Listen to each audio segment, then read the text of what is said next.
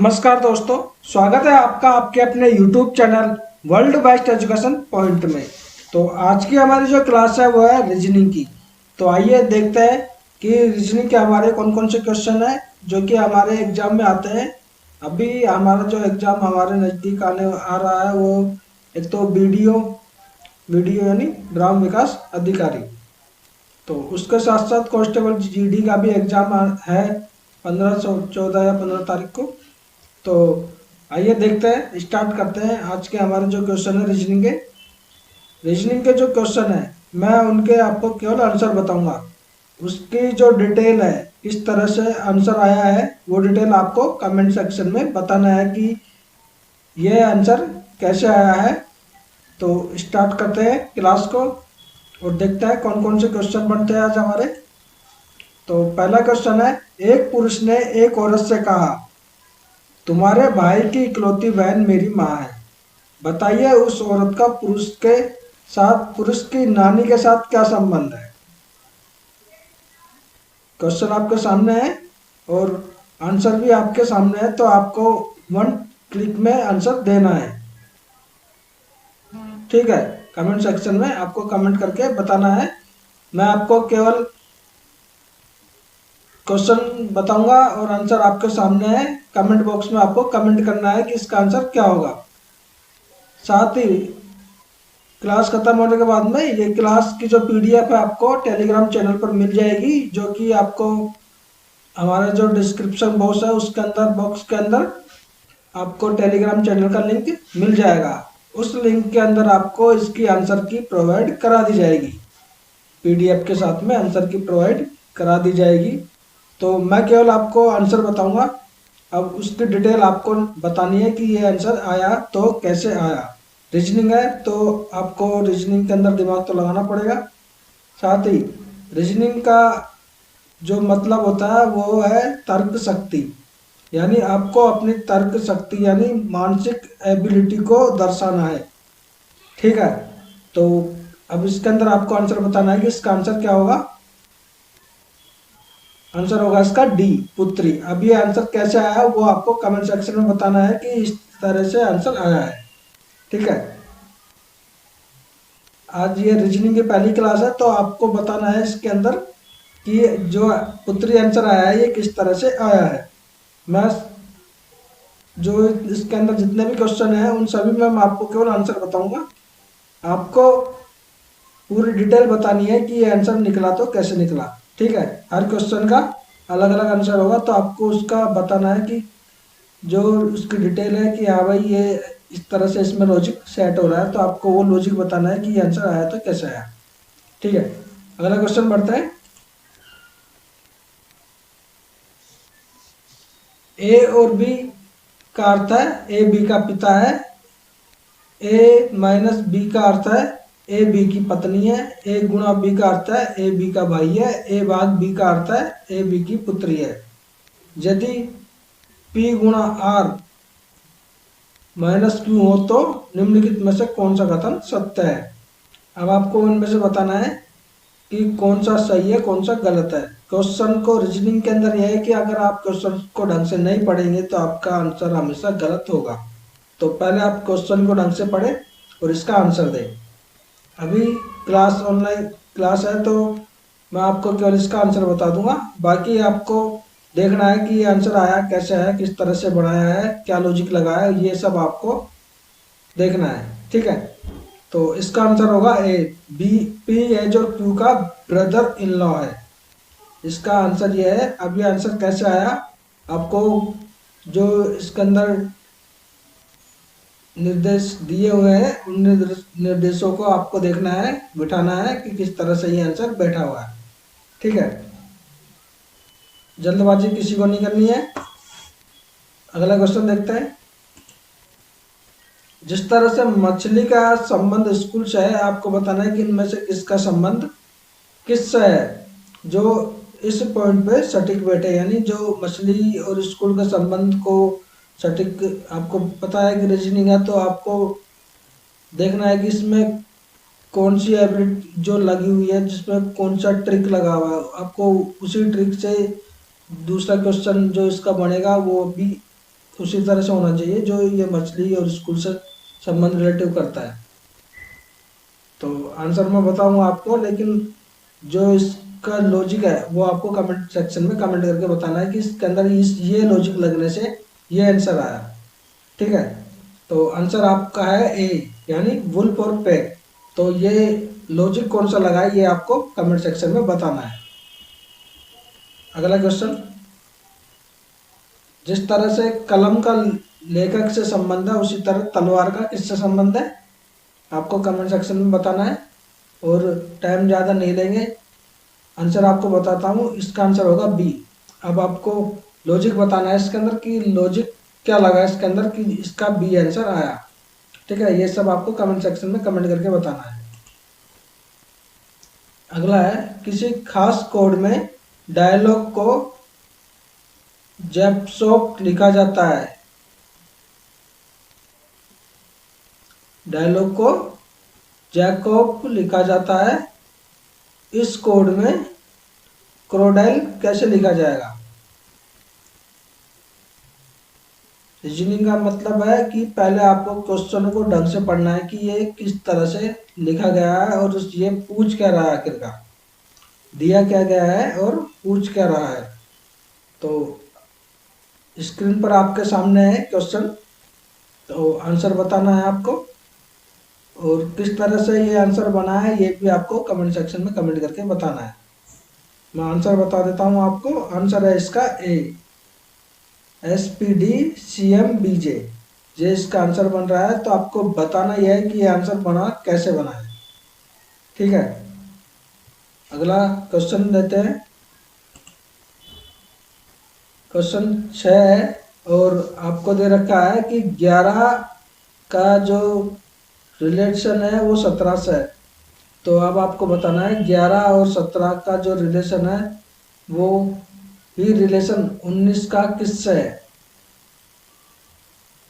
19 का किससे है, 11 और 17 किस तरह से आपस में रिलेशन बना रखा है इन्होंने, और 19 का किसके साथ में रिलेशन बन रहा है। तो आपको कमेंट सेक्शन में कमेंट करके बताना है कि 19 का रिलेशन किसके साथ है और क्यों है। ठीक है, तो आंसर बता देता हूँ। इसका आंसर है 29। 29 जो आंसर आया है वो किस तरह से आया है वो आपको कमेंट सेक्शन में कमेंट करके बताना है। यदि अंग्रेजी वर्णमाला के प्रत्येक तीसरे अक्षर को हटा दिया जाए तो आपके दाईं ओर से 14वें के दाएं से 7वां अक्षर कौन सा होगा। देखिए, दायां और बायां, हमेशा मैं, आपका तो पता नहीं लेकिन मैं हमेशा इसके अंदर कंफ्यूज होता हूँ। दायां कौन सा है बायां कौन सा। लेफ्ट राइट तो समझ में आता है लेकिन दायां हिंदी के अंदर बायां, तो दायां का मतलब होता है आपका राइट। ठीक है, दाईं ओर से 11वां और दाईं ओर से 7वां। ठीक है, दायां का मतलब होता है राइट और बायां का मतलब होता है उल्टा, यानी लेफ्ट। इस चीज का आप ध्यान रखें। तो आंसर बता देता हूं मैं आपको। आपको सोल्व करना है कि ये किस तरह से आया है आंसर। आंसर होगा ए। ठीक है, आपको सोल्व करके बताना है कि ये आंसर आया है तो किस तरह से आया है। अगला क्वेश्चन है, एक घड़ी जो कि 3 मिनट में 5 सेकंड आगे हो जाती है। एक घड़ी जो कि 3 मिनट में 5 सेकंड आगे हो जाती है का 7 AM पर सही समय का मिलान किया जाता है। 7 AM पर सही समय का मिलान किया जाता है। उस दिन जब यह घड़ी दोपहर को 4:15 दिखा रही हो तो वास्तविक समय क्या होगा। वास्तविक समय क्या होगा, आपको इसका आंसर अच्छे से बताना है, यानी जल्दबाजी नहीं करनी है। कमेंट सेक्शन में आपको बताना है कि आंसर जो इसका आ रहा है वो क्या आ रहा है। और आंसर तो चलो मैं बता देता हूँ आपको, लेकिन ये किस तरह से आया आपको उसकी पूरी डिटेल कमेंट सेक्शन में कमेंट करनी है, ताकि आपकी थोड़ी सी, आप पेन वेन चलाओगे तो आपको याद रहेगा कि ये क्वेश्चन था और इस तरह से इसका आंसर आया था। ठीक है, तो आंसर बता देता हूँ मैं आपको। आंसर होगा इसका ए 4 PM, यानी शाम के 4 बज रहे हैं। जो सटीक टाइम है वो शाम के 4 बजे है। Option A. आपको बताना है, इस चीज़ का ध्यान रखना है कि 3 मिनट में 5 सेकंड आगे हो जाती है। 3 मिनट में 5 सेकंड आगे हो जाती है, पीछे नहीं आगे। ठीक है, इस चीज़ का ध्यान रखना, आगे और पीछे का भी।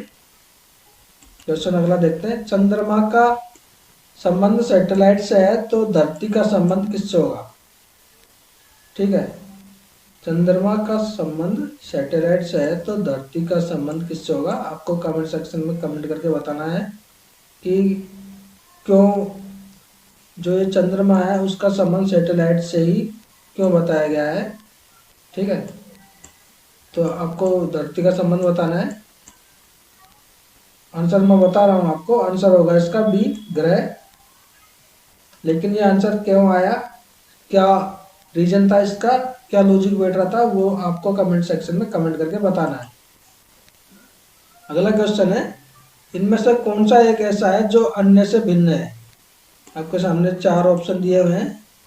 आपको इन चारों का लॉजिक निकालना है कि किसका लॉजिक सबसे अलग है। 3 एक जैसे होंगे और एक होगा जो उनसे अलग होगा। तीनों का लॉजिक एक होगा और एक में एक क्वेश्चन ऐसा होगा जिसका लॉजिक अलग होगा। तो आपको वो जो 3 लॉजिक है अलग वाले, उन तीनों लॉजिकों को बताना है कि ये 3 लॉजिक ये कौन कौन से है जिसमें ये सीरीज चल रही है या फिर ये नंबरिंग चल रही है जो भी। और एक जो अलग है वो मैं आपको आंसर बता देता हूँ। आंसर है उसका डी, ABCD। आंसर डी है। तो इसके अंदर जो ये लॉजिक लगा हुआ है वो आपको बताना है कि इसमें कौन सा लॉजिक लग रहा है। 11वां क्वेश्चन है आपका, PQ, P गुणा Q का अर्थ है PQ का भाई है। P माइनस Q का अर्थ है PQ की बहन है। P प्लस Q का अर्थ है PQ की माता है। और P भाग Q का अर्थ है PQ का पिता है। निम्नलिखित में से किसका अर्थ है KW का? आपको बताना है कि इनमें से किसका अर्थ है KW का मैटरनल अंकल है, यानी KW का अंकल है। इसके अंदर कौन सा ऑप्शन सही बैठ रहा है? ठीक है, अंकल का दिया हुआ नहीं है, लेकिन आपको निकालना है कि KW का अंकल इसमें से कौन सा है। इन सबों को बिठा के देखना है आपको, इनमें से जो अलग लगेगा वो अंकल हो जाएगा। तो आपको लॉजिक लगाना है कि इसमें लॉजिक कौन सा लग रहा है। ठीक है, तो कमेंट सेक्शन में आपको कमेंट करके बताना है कि इसमें लॉजिक कौन सा लग रहा है। आंसर तो मैं आपको बता देता हूँ, आंसर है इसके अंदर सी। ये आंसर है। अब ये किस तरह से निकला है आपको बताना है। इन सबों को पहले निकालना है कि PQ का अर्थ किस तरह से ये बना हुआ है। इन सबों को निकालने के बाद में आपको ये बताना है कि ये किस तरह से बना। ठीक है, कमेंट सेक्शन में कमेंट जरूर करना। किसी फोटोग्राफर की ओर संकेत एक व्यक्ति ने कहा कि मुझे कोई भाई या बहन नहीं है, लेकिन उस व्यक्ति का पिता मेरे पिता का पुत्र है। वह किसका फोटोग्राफ था? किसी फोटोग्राफ की ओर संकेत करते हुए एक व्यक्ति ने कहा मुझे कोई भाई या बहन नहीं है, लेकिन उस व्यक्ति का पिता मेरे पिता का पुत्र है। अब आपको बताना है कि वो किसकी तरफ अंकित कर रहा था, मतलब किसका फोटो था वो। आपको बताना है कि किस तरह से उसने लॉजिक बनाया है। आंसर मैं बता देता हूँ, आंसर है उसके पुत्र का। ठीक है, अब ये किस तरह से बना आपको कमेंट सेक्शन में कमेंट करना है। प्रेरणा को अपने घर से स्कूल जाना है। वह अपने घर से निकलकर उत्तर की ओर जाती है और बाईं ओर मुड़कर फिर दाईं ओर मुड़ जाती है। बायां मतलब बायां और दायां, बायां और दायां, बायां का मतलब राइट और दायां का मतलब लेफ्ट। अंत में बाईं ओर मुड़कर स्कूल पहुंचती है। उसके घर के सापेक्ष स्कूल किस दिशा में स्थित है? आपको बताना है। इस तरह से आपको डायग्राम बनाना है। डायग्राम बना के उसको देखना है कि किधर स्कूल है, पूरा पश्चिम उत्तर दक्षिण। जब आपकी क्लास रेगुलर लूँगा तब आपको बताऊंगा कि जो लॉजिक है वो किस तरह से बन रहा है। अभी हमारी आज फर्स्ट क्लास है तो ये आपका टेस्ट है, ठीक है। ये टेस्ट आपके लिए है, आपको बताना है कि आंसर किस तरह से आ रहे हैं, लॉजिक कितना है। मैं अभी केवल आपको आंसर बता दूंगा, लॉजिक आपको कमेंट सेक्शन में कमेंट करके बताना। इसका है जो आंसर है वो है बी, उत्तर पश्चिम। आपको डायग्राम बना के बताना है कि ये आंसर किस तरह से बना है, ठीक है। यदि शब्द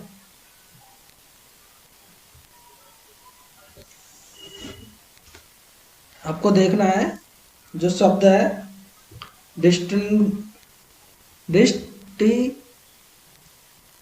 डिस्टिंगुश के तीसरे, छठे, आठवें और 11वें अक्षरों का केवल एक बार प्रयोग करके एक अर्थपूर्ण शब्द बनाना संभव हो तो उस शब्द का पहला अक्षर आपका उत्तर होगा, ठीक है। आपको इसके जो तीसरे, छठे, आठवें और 11वें पद को लेना है और एक अर्थपूर्ण शब्द बनाना है। अगर बनता है तो उसका पहला अक्षर आपका उत्तर होगा। अगर सही आंसर बनता है तो उसका जो पहला अक्षर होगा वो आपका उत्तर होगा। और ऐसे एक से अधिक शब्द बनता है, अगर एक बनता है तो एक वो केवल सिंगल आपका उत्तर होगा। अगर उससे कई सारे मतलब 2 या 3 और बनते हैं तो आपका उत्तर एम होगा। यदि इस प्रकार का कोई शब्द नहीं बनता तो उत्तर एक्स दे। तो अब आप चेक करके बताएं कि आंसर क्या होगा इसका।